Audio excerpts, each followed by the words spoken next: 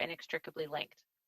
Today, during a meeting of G7 leaders, Prime Minister Trudeau announced $75 million in new funding toward international vaccine procurement, distribution, and delivery efforts aligned with COVAX and the Access to COVID-19 Tools, or ACT, accelerator. Since the early days of the pandemic, Canada has known that we must vaccinate Canadians, while also ensuring that the rest of the world has access to safe and effective vaccines too. The most effective way to protect all countries is to pool support for the development and manufacture of COVID-19 vaccines. That is why we helped establish the COVAX facility. The COVAX facility reflects our common goal of ensuring that safe and effective COVID-19 vaccines are affordable and available to everyone. Overall, Canada has mobilized over $2 billion in international assistance in response to COVID-19. That includes $325 million to COVAX to give low and lower middle income countries access to vaccines. Canada joined COVAX as a self-financing participant from the beginning. The COVAX facility needs countries at all income levels to invest in this coordinated global effort. À la rencontre du G7 aujourd'hui, At the G7 meeting today, the Prime Minister applauded the contributions of other leaders to ACT A and COVAX in order to allow equitable access to vaccines and diagnostic and therapeutic solutions. In a few short weeks, countries around the world will be receiving their first doses of the vaccine via COVAX. This will allow them to begin to vaccinate healthcare workers and high-risk populations. It's an incredibly complex situation, but we cannot lose sight of the fact that we have come from so far with regard to the development of medical solutions and access for everyone everywhere. This is the start to put an end to the pandemic. Vaccines, tests, and treatments are a central part of Canada's international response, but our efforts go far beyond that. There are the effects on gender equality, food security and nutrition, health systems and economies, all reverberating from the impact of COVID-19. We need to ensure that development gains made over decades are not lost. One thing is for sure, Canada is committed to helping countries everywhere recover from the pandemic and to rebuild a more inclusive world. Thank you. Merci. Back over to you, Jean-Yves. Thank you, Karine. Minister Qualtrough. Merci, Jean-Yves. Hello, bonjour tout le monde. Je suis heureuse de me joindre à mes collègues Good morning, everybody, or afternoon. I'm pleased to be here today to talk about our plan to continue to support workers throughout the pandemic. Back when we introduced the recovery benefits and flexibilities to the EI program, we said that we would monitor labor market changes and make adjustments as needed. We're still very much in a time of crisis. Restrictions are in place across the country to slow the spread of the virus. We know this is still a really difficult time for many workers and their families. Today's announcement reflects this reality. We assess the current labor market, and we are respecting our commitment to continue to offer certainty to workers. Today, we are pleased to announce that we're going to increase the number of weeks of benefits available for the Canada Recovery Benefit, the Canada Recovery Sickness Benefit, the Canada Recovery Caregiving Benefit, and Employment Insurance Regular Benefits. As some workers could begin exhausting their benefits in late March, this increase will ensure continued support as Canada's economy and labour force continue to recover. We'll be increasing the number of weeks available under the Canada Recovery Benefit and the Canada Recovery Caregiving Benefit by 12 weeks, thus extending the maximum duration of the benefits from 26 weeks to up to 38 weeks. And we'll be increasing the maximum number of weeks available under the Canada Recovery Sickness Benefits from 2 to 4 weeks. We will make these changes through regulation. We also intend to increase EI regular benefits. Workers will be eligible for up to 50 weeks for claims established between September 27, 2020 and September 25, 2021. This change will have to be made through legislation. Collaboration by opposition parties will be important in ensuring this continued support. When we've worked together in the past, we've delivered key supports to help millions of workers. Canadians expect the same of all parties again. Ensemble, together, extending regular EI benefits and recovery benefits are what Canadians need to get through this difficult period. Merci beaucoup, Carla. Thank you very much. Turn to Minister Aidu. Oh, thank you very much, Jean-Yves, and good news from our colleague, Minister Qualtrough, because of course there has been good news in cases reducing across the country. We heard Dr. Tam's modeling this morning about Canada's projections, but we can't let up our measures as of yet. As Dr. Tam said, the virus is still with us, it's still in communities, and that means we still need to remain vigilant. Today's modeling also demonstrated how the variants of concern can put communities and people at risk. But we know that the things that work for COVID work for variants of concern as well. That is, wash your hands, wear your mask, make sure that you stay home when you're sick. These are the kinds of things that we know work to contain COVID-19 in our communities and protect our families. Now, what I'm asking everybody today is to keep up their hard work. And I know that's a hard message to receive because people have been trying so hard to follow public health measures, to live in new ways, to work in new ways. And we appreciate all of that effort. And I know that family members and communities do too. We do see the light at the end of the tunnel. Major General Danny Fortin said yesterday we expect to receive 22.8 doses of the Pfizer and Moderna vaccines between April and June. So we can see that vaccines are arriving week over week. Communities all across the country are vaccinating those most at risk of dying from COVID and healthcare workers and a variety of other vulnerable people. But while everyone waits for their vaccine, we need to continue to protect each other with the measures that we have in place. Now, also yesterday, my colleague Minister Lametti introduced proposed changes to the Controlled Drugs and Substances Act and the Criminal Code. If passed, these changes would change sentences for drug offenses under the Criminal Code. Now, I'm talking about this because it's so near and dear to my heart. People who use substances have been, as you know, over many centuries, stigmatized and face an enormous amount of discrimination in their everyday lives. And we know that the time has come to talk about substance use as a primarily health issue rather than a criminal justice issue. It's very important because so many families are living with the challenges of a loved one who has used substances in a problematic way, and the changes that Minister Lametti is proposing will shift the conversation to ensure that we support people who use substances to get the supports they need and to get the help they need to deal with their problematic health issue. So thank you very much for listening today, and please stay safe. Merci beaucoup, Patty. Thank you very much, Patty. Now we would be delighted to respond to any questions. Thank you. The ministers will now take questions over the phone. Operator, over to you. Thank you. Merci. Please press star 1 at this time if you have a question. S'il vous plaît, appuyez sur étoile 1 maintenant pour poser une question. The first question is from, la première question est de l'inaudible de la presse canadienne. Please go ahead, à vous la parole.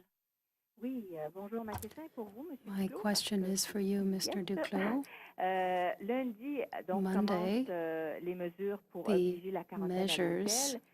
with regard to mandatory quarantining at a hotel come into force. And there has been a registration, a phone registration system put in place. It's Friday.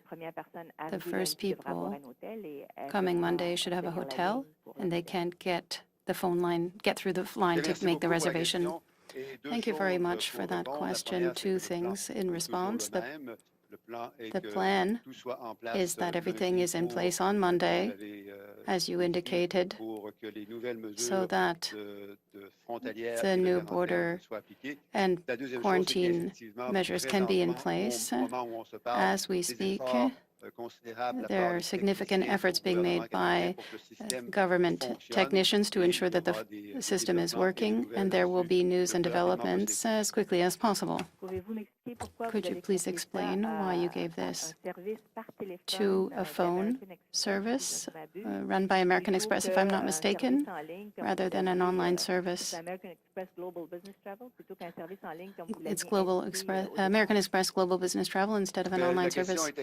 It's an excellent question. In order to have a good answer, I think that my colleague Patty Haidu is listening attentively, and she's probably prepared to provide some better specifics in English. Patty? Thank you very much, Jean-Yves, and I was listening attentively. The object of the work of the Public Health Agency of Canada to prepare for supporting the quarantine of returning travelers was to work with qualified companies that had the capacity to quickly stand up the tools that we needed to do so.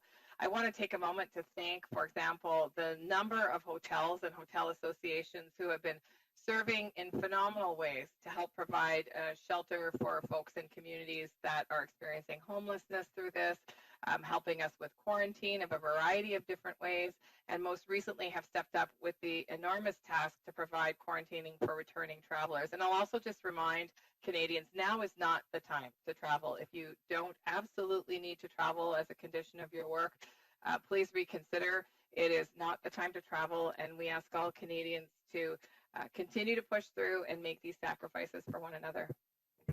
Thank you. Next question, please. Thank you. Merci. The next question is from La prochaine question est de David Thurton from CBC News. Please go ahead. À vous la parole. Hi, yes, there have been lots of complaints about accessing the sickness benefits. So I'm just wondering, Madam Qualtrough, if there's anything that your government is considering doing to make sure that this benefit gets into more hands of the Canadians who need it. Well, thanks for the important question. You know, paid sick leave has been a key component of our public health response from the beginning. It was an eligible under CERB, and then we highlighted in our Safe Recovery Agreement with the provinces, and of course with the Recovery Sickness Benefit. We've been supporting workers who are sick or have to isolate or quarantine because of COVID. We remain absolutely committed to supporting workers. We created the sickness benefit to protect them and to protect their workplaces. We said in August when we created these recovery benefits that we would indeed keep an eye on the labor market. We've heard that a lot of frontline workers, for example, have exhausted the first 2 weeks we offered, so we're adding 2 more weeks. But we also expect provinces to do their part. And provinces still really have a leading role to play in supporting workers. Not to duplicate our efforts, but to complicate. You know, we've got good examples in BC and Yukon, and I would just urge provinces to kind of step up for workers and do their part like some of their colleagues have. Thank you. Follow up? Totally different question, Minister Gould. Your government has faced criticism about donating to COVAX and withdrawing from it, even though, yes, you are eligible. The system is set up so that it helps poor countries and also countries in positions like Canada that are wealthier. But would your government reconsider drawing upon its allocation from COVAX? So thanks again for the question. And again, I think it's really important just to reiterate how and why COVAX was set up. I mean, COVAX was specifically set up with the intention to have both wealthier countries contribute both as donors, but also as purchasers of vaccines to actually make the mechanism work. And Canada was, in fact, the first country to donate to COVAX, help set it up, get it off and running. And so we have been a huge, huge supporter of COVAX, and it requires both wealthy countries to purchase vaccines through the mechanism, as well as make a donation to both increase the purchasing power of COVAX, as well as to support and to subsidize doses that are going to lower income countries. So it is a really important mechanism. We're very proud to have played a founding role in its creation and to be one of the top donors and to see it to be a success. Thank you. Next question, please. Thank you. Merci. The next question is from La prochaine question est de Adina Bresti, the Canadian Press. Please go ahead. À vous la parole. Hi there. I think that my question was just asked. Yeah. Thank you. Next question. Thank you. The next question is from La prochaine question est de Alison Northcott from CBC News. Please go ahead. À vous la parole. Hi. We've been hearing from people looking around the hotel quarantine, looking for exemptions for various reasons who are coming back to Canada. And they're saying that it's hard to find the information, that the details for exemptions on the website aren't clear. And so I'm wondering if you're going to be putting out a more detailed list of exemptions and how someone could apply for or find out if they qualify for an exemption. Well, thank you for the question. And I think our government has been extremely clear that very few exemptions will be consented to, and they're really related to essential travelers that we have been very clear about for a very long time. However, having said that, the information is on the Public Health Agency of Canada. There is a chart in terms of types of exemptions and why. I will just say this: the quarantine is in place for a very important purpose. It allows for the clearing of a PCR test for a person to be tested for COVID and for Canada to receive the results of that test prior to any onward travel. It also allows for any positive tests to be tested or sequenced, if you will, for any variants. It's very important right now that we understand what the virus looks like as it changes and as it shifts, both here domestically in Canada, but also in an international context, so that we can continue to monitor COVID in Canada. Follow up? I'm also curious about the price. The $2,000, is it necessarily $2,000, or does it depend on the hotel? And what happens if someone is unable to afford that? The hotels are doing the billing directly, and different hotels will have different rates. In fact, travelers can look at the website, which will give them more information about the variety of different hotels that are offering bookings. The hotels are setting the price based on their own deliberations on their own expenses, and so again, the cost of the stay may vary. In terms of returning travelers, people need to be prepared for the additional expense of quarantining in a federal facility for up to 3 days. Thank you. Next question, please. Thank you. Merci. Once again, please press star 1 if you have a question. De nouveau, n'hésitez pas à appuyer sur étoile 1 pour toute question. The next question is from La prochaine question est de Annie Bergeron-Olivier de CTV National News. Please go ahead. À vous la parole. Hi there. Thank you so much for taking my question. Apparently, Pfizer has asked the FDA to consider the ability of storing the Pfizer vaccine at a much higher temperature. So instead of the deep freezers, it seems that Pfizer now has evidence it might be okay in a regular freezer. I'm wondering if Pfizer has made the same request of Health Canada, and what kind of data you have that Pfizer may be able to be stored in a regular freezer and not the ultra deep freezers. Thanks for the question. I was just speaking to my team about this prior to the question, and in fact, they are in conversation with Pfizer. Pfizer has not applied yet to Canada for that regulatory change. However, we stand by ready to assess it when they apply. Obviously, we're monitoring the situation very closely. Follow up? Yes, and sort of along the same vein, there has been a lot of discussion recently about the fact that the Pfizer could be just as effective with one shot instead of two. I'm wondering what discussions have you had with Pfizer about that? And if it is in fact able to be one shot and could be in a regular freezer, what kind of a change could this be? Would that be considered almost a game changer in Canada?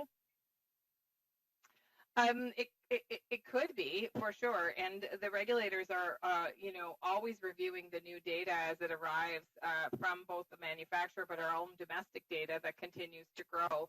And so, of course, if the company decides to change its dosing schedule, they would apply to Health Canada, and we would review their data closely and then make any regulatory changes based on the data that the company is asking Health Canada to review. Thank you. Next question. Thank you. Merci. The next question is from La prochaine question est de Bill Curry from the Globe and Mail. Please go ahead. À vous la parole. Hi, this is a question perhaps for Minister Gould. We asked the Prime Minister a question about the World Health Organization's request that once wealthy nations have vaccinated their elderly populations and the most vulnerable, that then they should start sharing their vaccines with developing countries, poorer nations. And he said absolutely. So I just wanted to confirm that is actually the plan that Canada has to share its vaccines, even though all of Canada won't be vaccinated at that point, and how exactly that would work. Is there specific thresholds for triggering that switch? Well, thank you very much, Bill, for the question. I mean, I think one thing that's important to note is that through COVAX, I mean, we are working to ensure that vulnerable people, high-risk people, healthcare workers in developing countries will be vaccinated as soon as possible. COVAX has sent out their allocations to member countries and will start delivery in the coming days and weeks. So I think that's, you know, a really important starting point, and COVAX is working as it was intended to. So that is a really good start. As the Prime Minister has said already back in December, Canada is committed to donating our excess doses.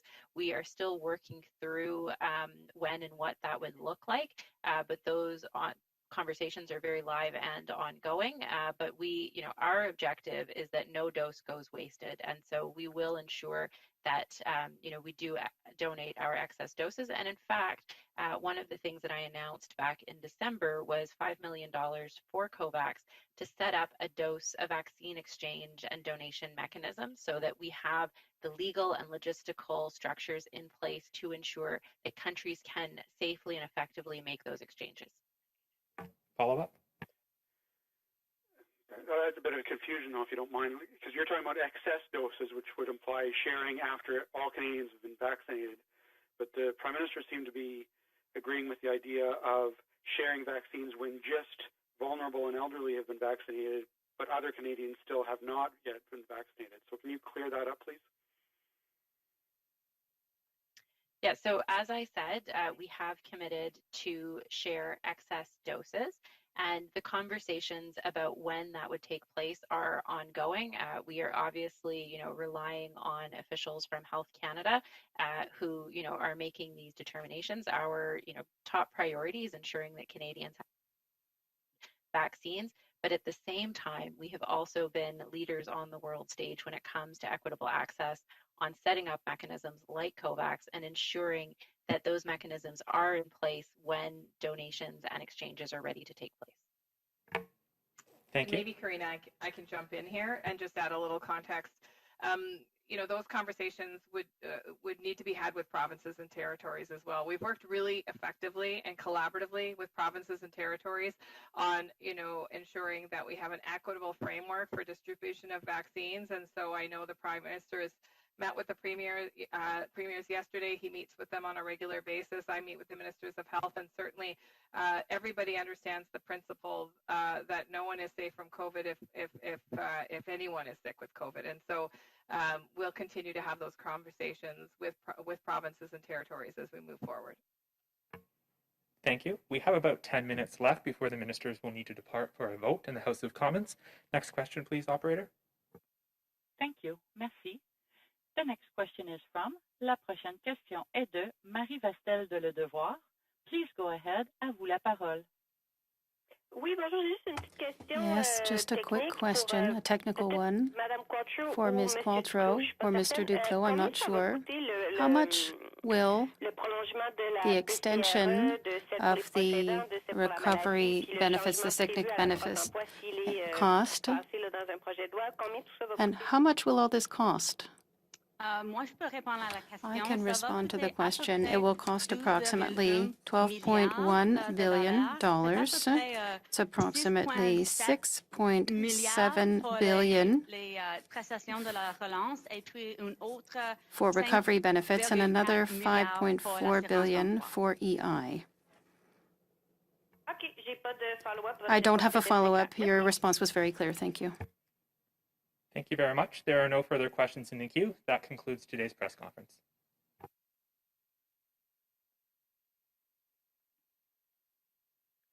Thank you. Merci. The conference has now ended. La conférence est maintenant terminée. Please disconnect your lines at this time. Veuillez s'il vous plaît raccrocher votre ligne. Thank you for your participation. Merci.